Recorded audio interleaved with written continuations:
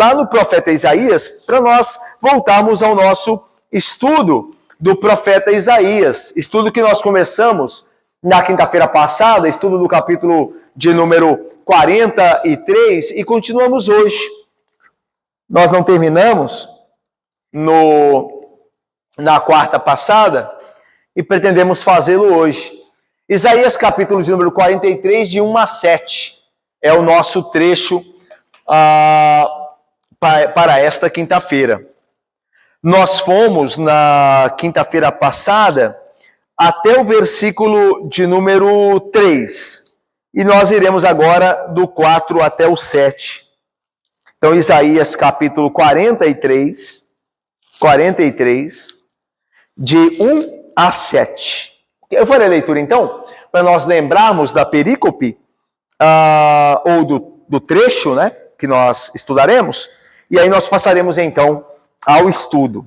Olha só o que diz o profeta Isaías, né, ou o que diz Deus por meio de Isaías. E diz assim, olha, versículo 1. Mas agora, assim diz o Senhor, que te criou, ó Jacó, e te formou, ó Israel. Não temas, porque eu te remi, chamei-te pelo teu nome, tu és meu. Quando passares pelas águas, eu serei contigo. Quando pelos rios, eles não te submergirão. Quando passares pelo fogo, não te queimarás, nem a chama arderá em ti. Porque eu sou o Senhor, teu Deus, o Santo de Israel, o teu Salvador. Dei o Egito por teu resgate, e a Etiópia e Sebá por ti. Visto que foste precioso aos meus olhos, digno de honra, e eu te amei, darei homens por ti e os povos pela tua vida.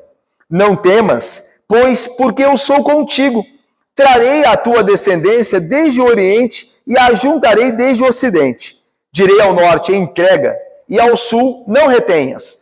Trazei meus filhos de longe e minhas filhas das extremidades da terra. A todos os que são chamados pelo meu nome, e os que criei para a minha glória, e que formei e fiz. Irmãos, nós já oramos, né? Nossa irmã Carla orou a Deus por nós, pedindo que Ele nos abençoe no nosso estudo. Então nós passamos aqui ao estudo deste trecho, Isaías 43, de 1 a 7. E nós vimos, Ângela, aqui na quinta-feira passada, nós lembramos que o tema principal dessa sessão, que vai do capítulo 42, que nós já passamos pelo capítulo 42, né? Nós estamos agora no 43, mas vai até o 44, o grande tema dessa sessão, o grande assunto dessa sessão é a redenção de Israel. Está falando da redenção do povo que não queria ouvir a voz de Deus, que não queria ver os seus caminhos, como termina o capítulo 42, falando que este povo não me escuta, esse povo é cego, e Deus vai ainda assim redimi-los, mostrando a sua misericórdia por um povo pecador. É óbvio que isso fala conosco, porque nós também não escutávamos, nós também não víamos, e Ele nos redimiu, e Ele nos salvou. Então é óbvio que isso fala conosco, né? O texto fala de nós também, certo? Então, a redenção do Israel de Deus, da igreja de Deus, né, do povo dele. Nós vimos na introdução o seguinte, que o Senhor havia anunciado a sua correção sobre o seu povo que teimava em escutá-lo. Aqui, né, 42, ao invés de 43, aqui 42, 19 e 25. Todavia, ele não se esqueceria de sua aliança e não destruirá seu povo. Na aliança do Senhor com seu povo, é verdade, há ira, há juízo, há vara, há correção, mas há também graça, há misericórdia. É verdade que há também, na aliança de Deus com o seu povo, maldições, ameaças, mas há também bênçãos prometidas. Mas, acima de tudo, há o Senhor fiel, que nunca volta atrás no que prometeu.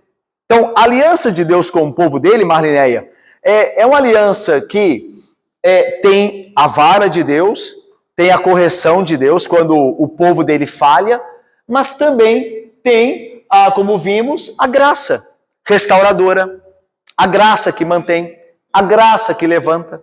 certo? Há também maldições da aliança, lá em Deuteronômio 28 a gente vê isso, né? Bênçãos e maldições, bênçãos decorrentes da obediência, maldições decorrentes da desobediência.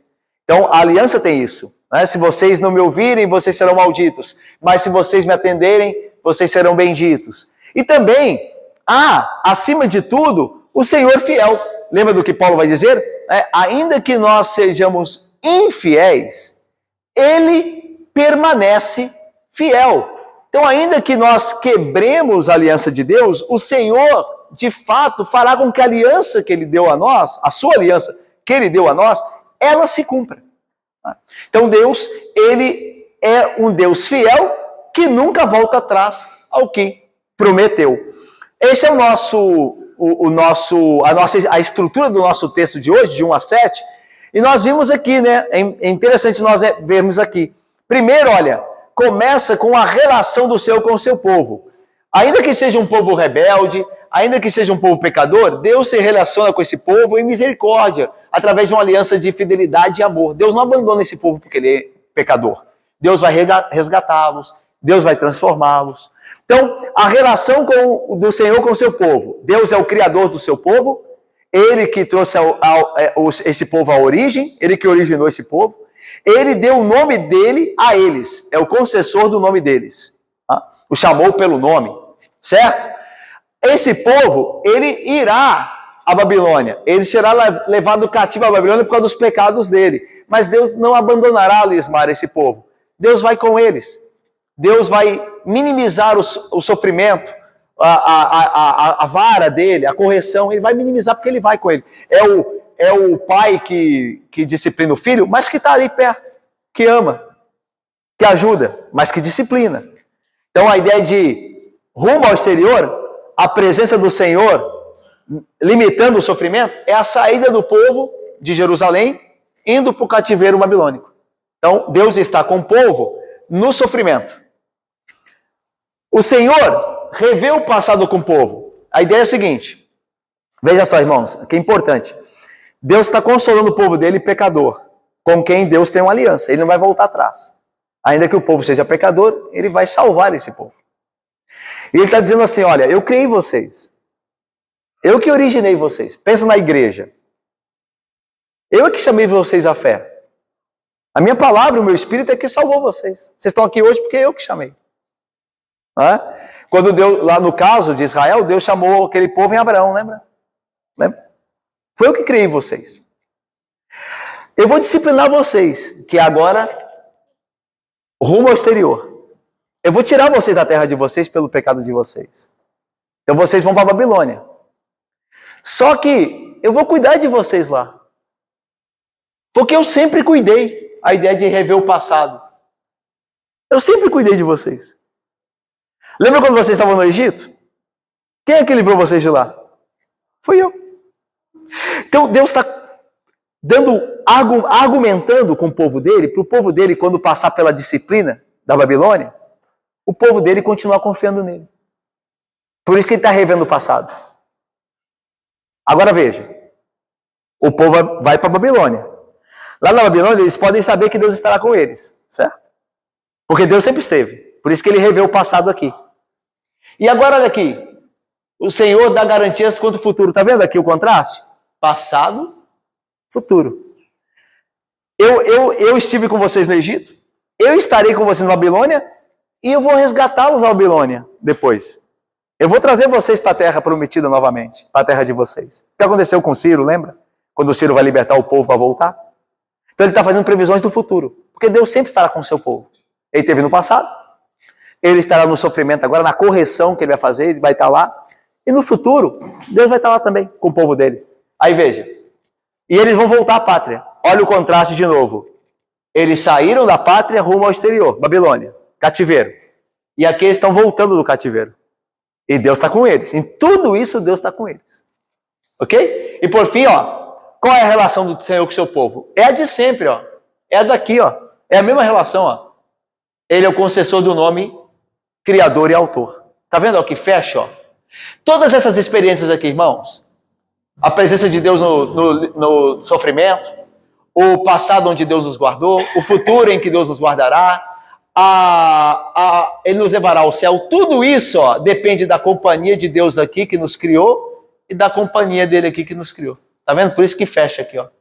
Porque o mais importante é Deus estar em relação conosco. Deus ser o nosso Deus, nosso Criador, o autor da igreja, aquele que nos deu um nome. É por isso que ele nos guarda aqui, tanto no passado, quanto no futuro, tanto no sofrimento, quanto na bonança.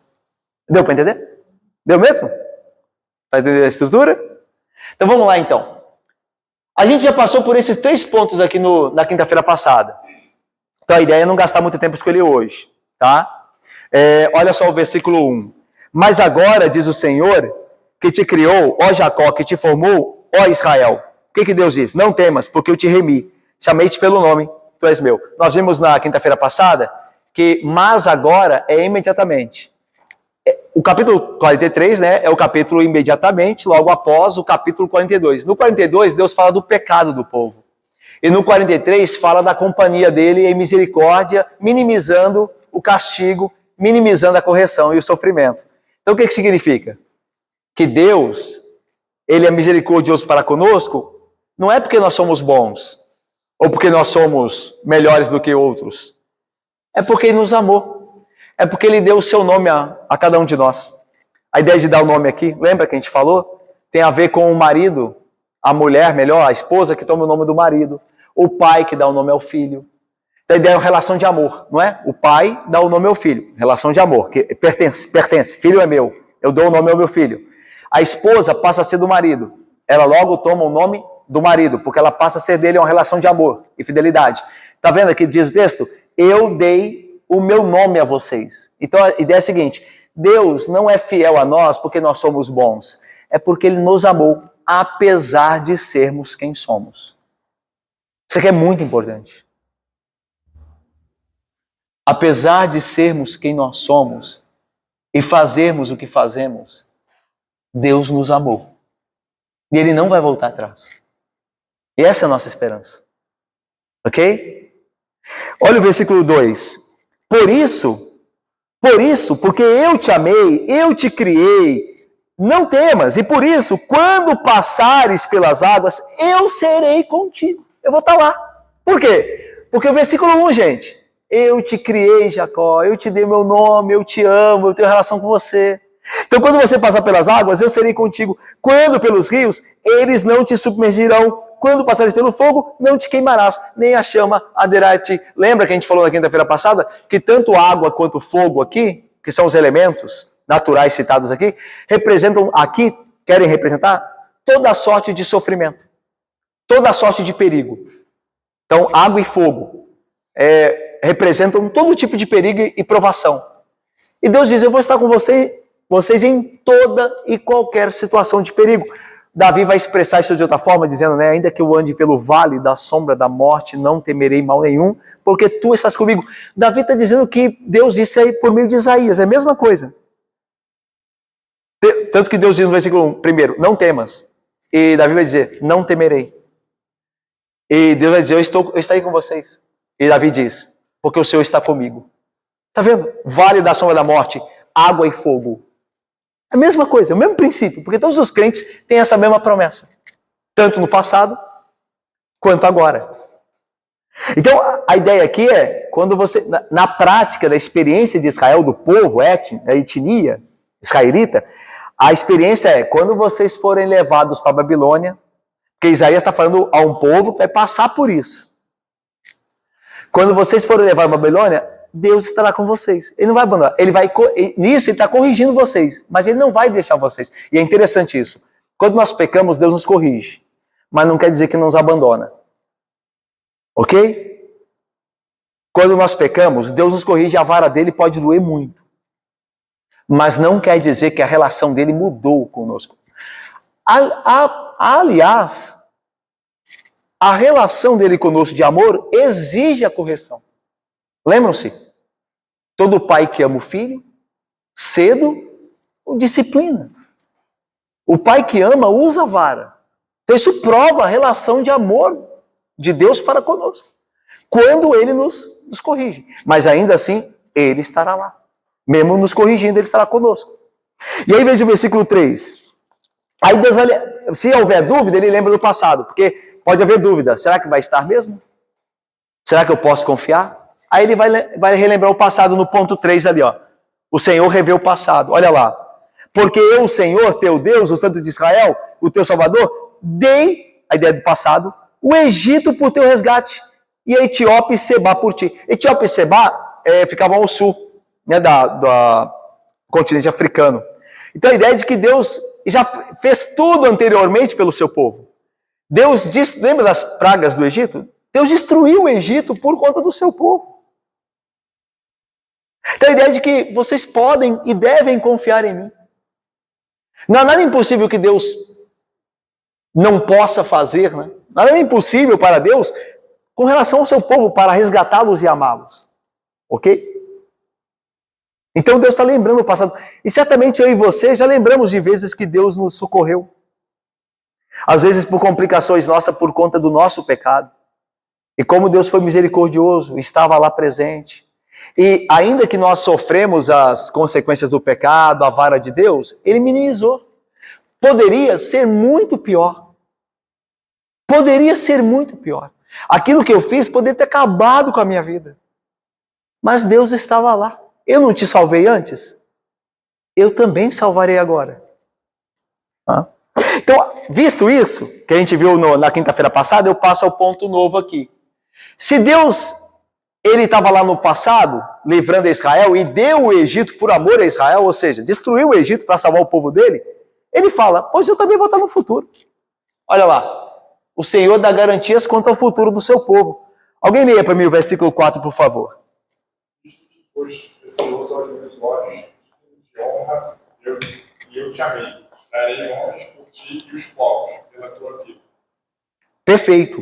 Então, visto, ou seja, como resultado do fato que és, a ideia é, visto que és precioso aos meus olhos, darei homens por ti e os povos pela tua vida.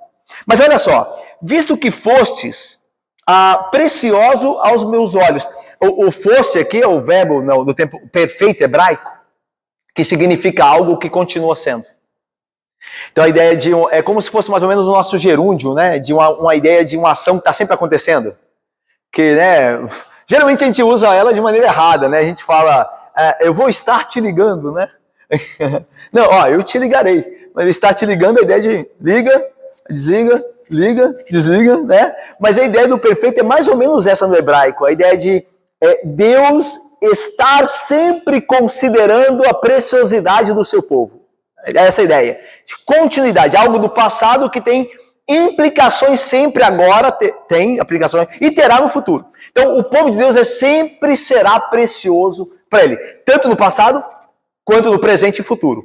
E aí, diz assim, visto que fostes precioso aos meus olhos, digno de honra. Irmãos, veja aqui, não é que o povo de Deus, Israel, ele está falando para Israel, Luci, presidente, querida Saf, minha irmã Luci, e Rose, querida, não quer dizer que Deus falando que o povo dele era um povo digno de honra, que a honra estava no povo em si. Que o povo era um povo honrado, que o povo era um povo digno de ser considerado porque era muito santo. Não, pelo contrário. Nós vimos no capítulo 42 de Isaías que era um povo cego, um povo rebelde, um povo desobediente, um povo difícil de crer. Então esse povo não tem uma honra própria. A ideia é de que Deus, ao dar o nome dele a eles, tornou-os um povo digno de honra. Deu para entender? Deu para entender isso? Eles não têm honra em si mesmos, como nós também não temos. Mas quando Deus nos dá o seu nome, então isso nos faz digno de honra. Vou dar um exemplo do apóstolo Paulo. O apóstolo Paulo se tornou um apóstolo, né? O Paulo, melhor dizendo, Saulo, o perseguidor da igreja, foi transformado, convertido e se tornou um apóstolo. Isso é digno de honra? É. Ser um apóstolo é digno de honra. Você ser um representante do próprio Cristo, ter a autoridade do próprio Cristo, é algo digno de honra. Mas isso não vinha de Paulo. Tanto que ele mesmo diz, eu sou como um aborto fora de tempo, um nascido fora de tempo, um aborto, alguém que estava para morrer e por fim viveu. Eu que fui perseguidor da igreja, ou seja, eu não mereço honra nenhuma. Mas porque Jesus colocou o nome dele em mim, ou seja, me chamou, me vocacionou para o apostolado, me fez servo dele. Paulo, servo de Cristo, ou o nome de Cristo nele. Paulo, apóstolo de Cristo. Então agora eu sou considerado digno de honra. Deu para entender a ideia? E assim conosco, né? Eu sou um pastor, isso é uma honra. Mas isso não reside, a honra não reside em mim. É porque Deus, em sua graça, me amou quando um pecador. E o seu Espírito me concedeu dons para exercer o ofício. Mas isso não tem nada a ver comigo. O apóstolo Paulo vai dizer assim, falando dos falsos mestres, ele diz assim, eu trabalhei mais do que eles. Todavia, não eu somente ou propriamente, mas Cristo e o seu Espírito em mim. Então Paulo reconhecia que tudo que ele tinha, que era digno de honra, as coisas, os feitios dele, as obras que Paulo realizou, era na verdade a graça de Deus nele, operando por meio dele. Assim como você também. Se hoje há dignidade na sua vida, é pela graça de Deus. Se você tem uma família honrada, uma vida limpa de manchas, de sequelas, de pecado, é pela graça de Deus. Porque se fosse depender de mim, de você, nós teríamos nos destruído. E você sabe bem o que eu estou falando, porque você conhece os seus pecados, como eu conheço os meus. Como diz Davi, eles estão sempre diante de mim. Então isso seria a nossa história, seria a ruína completa. Mas a graça de Deus nos fez dignos de honra. Essa é a ideia aqui, ok? Então, e ele mais diz, visto isso tudo, que eu te fiz digno de honra, que eu te fiz precioso aos meus olhos, darei, agora é futuro. Vê que lá no versículo 3 é passado, dei o Egito. Mas agora é futuro. Darei homens por ti, e os povos pela tua vida. A ideia é, eu lhe tenho em tanta alta consideração, diz Deus ao povo dele, que se for necessário, eu darei homens e povos pela tua vida. E aí, você vê aqui o embrião do Evangelho de Cristo. Daquilo que Deus faria por seu povo. Porque o embrião diz assim, eu darei a vida de homens. Opa, a vida de homens. Aí em Isaías 53, mais à frente, ele vai dizer assim, o profeta vai dizer assim, foi levantando ele foi levantado do nosso meio, falando do Messias, nós não vimos aparência nenhuma que nos agradasse, Deus o entregou e o moeu por nós. A vida de um homem por nós. Então começa a ganhar, o desenho começa a ganhar mais forma, até que chega no Novo Testamento, e Jesus vem e diz assim, eu dou a minha vida pelas minhas ovelhas. Aí você entende o que Isaías disse sobre o amor de Deus. Que Deus falou assim, eu lhe amo tanto que eu daria a vida de homens por vocês. E ele deu a vida do filho dele por nós. Do homem perfeito. O único homem perfeito e santo, o cordeiro sem mácula, foi entregado por nós. O prova, tanto que a Bíblia diz assim, veja com quanto amor Deus nos amou em ter ele entregado o seu filho por nós. Ele nos amou com amor imensurável. Ele deu o seu filho. A expressão de João 3,16. Porque Deus amou o mundo de tal maneira, e é disso que Deus está falando em Isaías, Deus amou de tal maneira que deu o seu filho unigênito. Então o amor de Deus é de tal maneira que deu o seu único filho. Ok? Então Deus está dando provas e garantias ao povo dele do futuro. Olha, vocês são amados, vocês estão seguros e estarão sempre. Porque eu darei tudo o que for necessário pela vida de vocês. E veja, ele está falando, diácono Marcos, a pecadores, como eu e o Senhor, que não merecem nada de Deus. Mas Deus está falando, eu darei tudo por vocês, o que for necessário. Veja com que grande amor Deus nos amou. Ele está falando para nós que que muitas vezes não ouvimos, que muitas vezes não obedecemos. Então você está vendo a fidelidade de Deus, como Deus é fiel à aliança dele, ao amor dele por nós, independente de nós. Quando eu falo independente de nós, não quer dizer que nós não responderemos devidamente a esse amor, não é esse o ponto. Estou dizendo que Deus não espera de nós algo para nos amar. Esse é o ponto. Porque é verdade que todo amado de Deus vai responder a este amor de Deus de maneira adequada. Por quê? Porque todo amado de Deus tem o Espírito de Deus. E o Espírito de Deus fará a este amado de Deus responder ao amor de Deus adequadamente.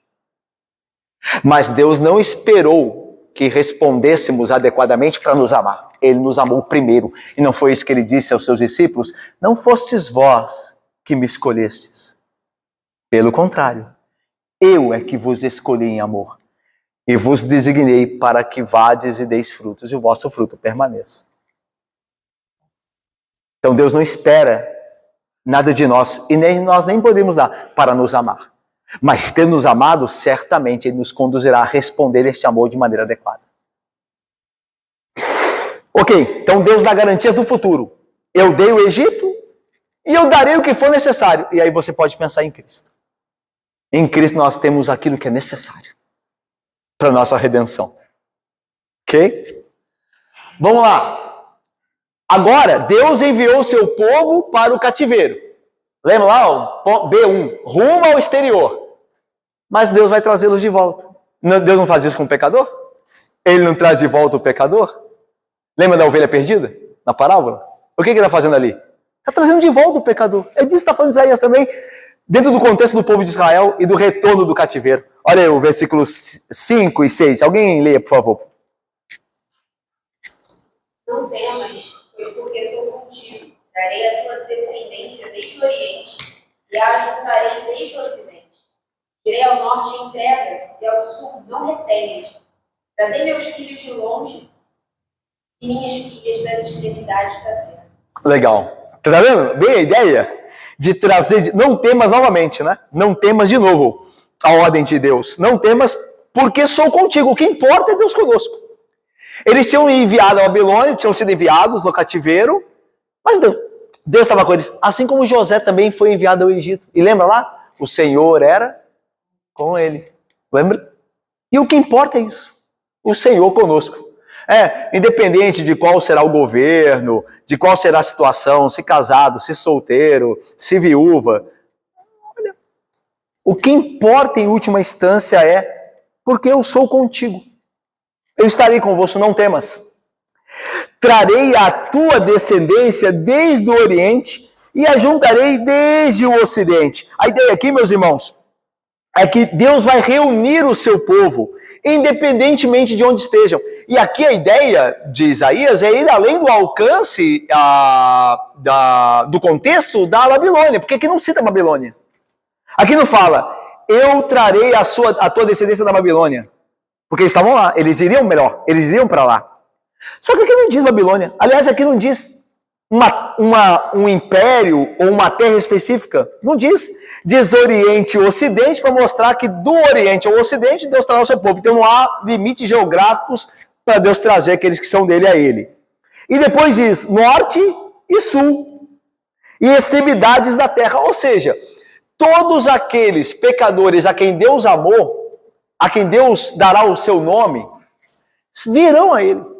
Não importa a situação que estejam, não importa o quanto pecadores sejam, nada disso. Eles ouvirão a voz do Senhor e eles seguirão. Lembra que Jesus diz? As minhas ovelhas ouvem a minha voz e me seguem. Ele salvou homens como publicanos, salvou prostitutas, salvou príncipes como Nicodemos, salvou a mulher samaritana, salvou Maria Madalena, salvou toda Mateus, como nós falamos, o publicano, salvou pescadores, salvou homens inteligentes, cultos, como provavelmente Judas Iscariotes era, porque era o tesoureiro do grupo, então tinha que ter uma inteligência maior, alguém, e era de Judá, então alguém mais capaz intelectualmente, embora de fato fosse um traidor. Mas a ideia é que Deus, fora Judas, chama gente de tudo quanto é tipo, para convertê-los em Cristo Jesus. E não importa a ideia, então, onde esteja, de que maneira esteja, eu os chamarei do Oriente ao Ocidente, do Sul ao Norte, os meus filhos de longe virão e as minhas filhas da extremidade da terra virão a mim. E é interessante que o ponto é a fidelidade e amor. Então, nós seremos salvos. A ideia aqui, pense só, Coraci querida, Israel, esse movimento de Israel no cativeiro babilônico para de volta a Jerusalém, é o retorno ao lar, né? Eles estão saindo de uma pátria estranha, que não é a deles, e estão voltando para o lar. Nós, crentes, estamos numa pátria que não é a nossa. Nós somos peregrinos aqui, certo? E o nosso lar é o céu, o reino de Cristo, certo? Então o que Deus está dizendo é o seguinte: eu vou chamar vocês para o meu reino, eu vou levar vocês onde vocês estiverem. Nenhum de vocês será esquecido. É isso que ele está dizendo. Aplicava-se historicamente ali a profecia de Isaías com a relação à Babilônia, mas ia mais além. Porque o profeta não fala só do que vai acontecer imediatamente, mas fala daquela glória futura, de Deus reunindo o seu povo, filhos e filhas, no seu reino. E veja que o contexto é de amor, porque ele chama de filhos e filhas. Ele é o pai, que tem filhos e filhas, e reunirá esse junto dele no seu reino. Então essa promessa é para mim e para você. Aconteça o que acontecer, aonde quer que nós estejamos, ele nos chamará para o seu reino. Nós iremos ao reino. Paulo vai expressar isso de certa forma quando ele escreve a sua carta, uma das suas cartas a Timóteo, e ele vai dizer assim, quando ele está perto da morte, né, ele diz assim: agora eu estou perto da morte. O Senhor me livrou de toda obra maligna. Ele me livrou da boca do leão. E aí Paulo diz: e me levará a salvo para o seu reino. A ele toda a glória hoje e eternamente. É a mesma fé de Paulo no Novo Testamento. É o que é expresso aqui pelo Senhor por meio de Isaías, dizendo: vocês estarão onde eu estou. Vocês serão parte do meu reino. Vocês serão cidadãos do meu reino, filhos e filhas. Está falando de nós. E que a gente pode ter esperança daquele dia, quando Cristo nos reunir junto a Ele. E aí, terminando, então, olha,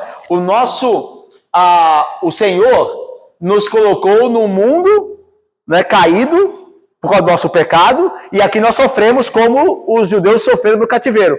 Mas nós temos um lar, e o Senhor nos chamará para aquele lar, que é o reino dos céus. Lá no caso, era a volta a Jerusalém, mas no nosso caso, a igreja, espiritualmente, o reino de Cristo, e nós podemos estar certos disso aqui, isso nos enche de esperança. Certo? A nossa pátria não é aqui. É interessante, né? Nesse tempo de engajamento político, é sempre bom lembrar disso.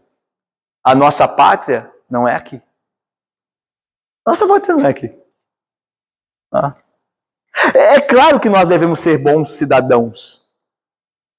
É claro que nós devemos orar pelo bem da cidade. A Bíblia diz isso. Mas a nossa é para o que, na paz da cidade, nós, igreja, povo de Deus, nós tenhamos paz. O que mais importa é a igreja. Porque a igreja é que é amada por Deus. Então nós procuramos o bem da cidade para que a cidade nos reconheça como agentes do Senhor e o louve, o adore e creiam nele. Mas nossa pátria não é aqui. Nós não estamos lutando por uma pátria aqui. É por isso, irmãos, que a gente tem que ter cuidado, que há um limite do nosso envolvimento, né, político. Porque a gente vê a injustiça e não se agrada, porque a injustiça é errada onde quer que seja. E o crente tem que denunciar a injustiça e orar para que a justiça seja feita. Ok? Mas não é uma questão acima de tudo. E se isso não for feito aqui, não significa que tudo está perdido. Porque nós temos uma pátria além. Nós temos um rei que está sobre o trono de tudo e todos. Então, a nossa esperança, por isso que o crente está sempre alegre. Porque apesar dos pesares aqui, ele sabe que o reino de Deus não pode ser abalado. E que Cristo triunfará de fato. É disso que está falando. Vocês estão sofrendo aí na Babilônia, né? A nossa Babilônia é aqui. E vocês estão sofrendo aí, não estão? Com paganismo. Mas vocês têm uma pátria além. E Deus vai chamar vocês para essa pátria no fim. No fim, tudo acabará bem. E nós já sabemos que vai acabar bem. É por isso que nós estamos sempre felizes. Ou pelo menos deveríamos. Em Cristo Jesus. Porque Ele é a nossa esperança. Então, a gente tem que ter cuidado como crentes de não nos revoltarmos além do ponto. Além do ponto. Porque a injustiça traz revolta. É verdade. E Jesus promete: bem-aventurados os que têm fome e sede de justiça, porque serão fartos. Então, há uma fome de sede de justiça nossa quando a gente vê na sociedade coisas erradas. Mas não desespero. Não desespero. Porque nós temos um rei e uma pátria celestial, um reino eterno. Ok? A questão é só de quando ele será de fato estabelecido para sempre. Não é se será, mas quando. É só essa questão. É quando isso vai acontecer. Não é se. Ok? Então isso enche-nos de esperança. E terminando, a relação então do Senhor, a relação do Senhor com o seu povo é que garante tudo isso. É porque nós somos dele.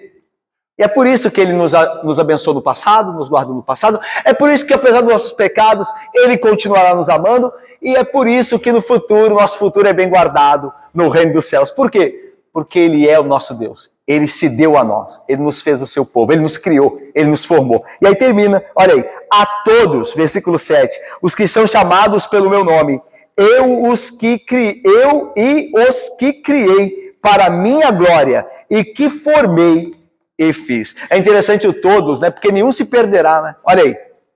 A todos os que são chamados pelo... Todos. Nenhum se perderá. Nenhum daqueles que são filhos e filhas de Deus, que nasceram pela obra do Espírito Santo. Lembra de João? Que não nasceram da carne, nem da vontade humana, mas nasceram de Deus. Lembram-se? Todos esses serão de fato a glória de Deus, porque foram criados para isso, foram formados para isso. Deus nos fez igreja. Então, quando você creu em Jesus Cristo, Isa, você de fato tomou o nome, Deus te deu o nome dele e agora você é dele. Você é uma filha dele. E não importa o que aconteça, você foi chamada pelo nome dele e você estará para sempre segura. Ainda que você viva agora na Babilônia, ainda que você tenha tristezas agora, Lucinete, Deus te guardará, minha irmã, até o fim, porque ele tem uma aliança de amor. Ele é o pai e tem os seus filhos e filhas com quem ele entrou numa aliança. E como diz a Bíblia, ainda que nós sejamos infiéis, ele permanece fiel à aliança dele. Ele cumprirá a aliança dele cabalmente. E nós podemos e devemos alegar porque a aliança é de amor e fidelidade para com pecadores, como nós somos. Eu termino, então, irmãos, com o que aprendemos aqui. Primeiro nós aprendemos que nós pertencemos ao Deus Criador de todas as coisas. Ele é o nosso Pai em Jesus Cristo. Nós somos dele e ele tem uma aliança de amor e fidelidade conosco. Então nós podemos ter certeza que, apesar dos pesares, apesar de quem nós somos, nossa dificuldade, Deus é o nosso Deus, nós somos o povo dele, nós lhe pertencemos e ele nos guardará na sua aliança de amor e fidelidade. Lembra do profeta Oséias, né? Com o casamento com a prostituta, com Gomer, lembra? Ela o traía e ele ia atrás, ele a resgatava, lembra? E a ideia é essa, é que Deus é assim conosco. Nós o traímos também quando pecamos, sabendo que não deveríamos pecar, e ele vai atrás.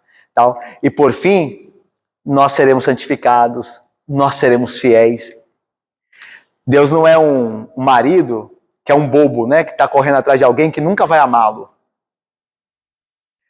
Deus, ele é um marido zeloso, que ama aquela esposa, ainda que ela cometa pecados contra ele, mas por fim o amor dele, pelo poder dele, vai constrangê-la tanto e vai operar nela poderosamente que ela será uma santa. E é isso que a igreja é. É isso que eu e você somos. Quando nós pecamos, Deus vai atrás de nós. Nós pecamos de novo e vai atrás de nós. Mas vai chegar lá uma hora que o poder dele nos constrangerá de tal forma que nós não pecaremos mais. Que aquilo que nós fazíamos antes, nós não vamos desejar mais fazer. O poder dele fará isso em nós. Ok? Ele santificará a sua igreja. Ele limpará a sua noiva. Ele vai purificá-la com o seu poder. Então, aliança de amor e fidelidade. Segunda coisa que nós aprendemos, nossa segurança está no fato de que Deus deu o seu Filho por nós. Olha o que Paulo vai dizer aqui. Vocês conseguem ler juntos aqui, irmãos? Dá para enxergar? Vamos lá? Que diremos, pois, à vista destas coisas? Se Deus é por nós, quem será contra nós? Aquele que não poupou o seu próprio Filho, antes por todos nós o entregou, porventura não nos dará graciosamente com ele todas as coisas? Então veja, irmãos, se Deus nos deu o seu próprio Filho, não poupou, não nos dará, juntamente com o Filho, todas as coisas que necessitarmos. Nenhuma calamidade pode nos prejudicar finalmente. Nenhuma. Nada pode te prejudicar, ou a Igreja de Cristo, finalmente. Nós podemos ter um prejuízo parcial. Nós podemos ser perseguidos, maltratados. A igreja pode um dia fechar, a igreja não, né? O prédio que essa igreja reúne pode fechar. Então nós podemos ter alguns atrasos, por assim dizer, algumas derrotas na grande batalha, mas não finalmente. Lembra de Paulo, por exemplo, né? Paulo teve alguns reverses na sua obra, mas por fim, Deus o conduziu até o fim, né? Até o reino dele, guardado e salvo. Essa é a ideia. Então, Deus deu o seu Filho, Ele dará tudo aquilo que é necessário para esta e para a vida futura, juntamente ou em Jesus Cristo, tá? Por fim, o que nós aprendemos também? Que a redenção é fundamentada não no nosso mérito, no valor que nós temos em nós mesmos. Longe disso. Mas é fundamentada no amor de Deus por nós. Não é fruto de alguma obra realizada por nós, mas da graça imerecida de Deus ao pecador eleito.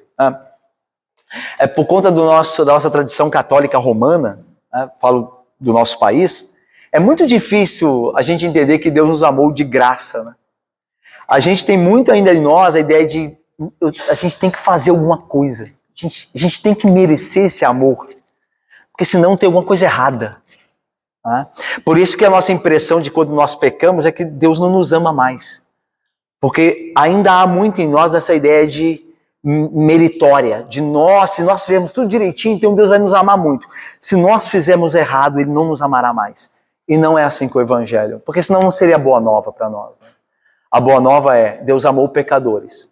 Claro, para transformá-los em santos. E se você é um pecador amado por Deus, você será mais santo. Isso é sem dúvida. Mas Ele não esperou você ser santo para te amar. E esse é o ponto. Ele te amou antes da criação do mundo. Lembra? Não eram gêmeos nascidos, nem tinham praticado bem ou mal, para que o propósito da eleição prevalecesse. Não por aquele que faz alguma coisa, mas por aquele que chama. Então é pelo amor de Deus que nós fomos salvos. Baseado no amor dele, e não em méritos. Porque nós não temos. Ok? Isso é um conforto grande para a nossa alma. Eu e você temos muitos pecados.